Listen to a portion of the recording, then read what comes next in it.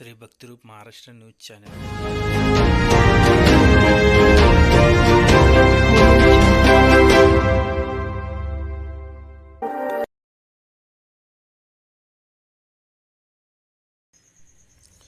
सोलापुरात राष्ट्रवादीचे शरद पवार गटाचे ज्येष्ठ कार्यकर्त्यांचे संवाद मेळावा संपन्न झाला। या प्रसंगी काँग्रेस नेते जयंत पाटील, सुधीर खरटमल, बळीराम काका साठे, बेरिया, विजयसिंह मोहिते पाटील, चंद्रकांत पवार सह आदी ज्येष्ठ महिला व पुरुष ज्येष्ठ मोठ्या प्रमाणात उपस्थित होत्या।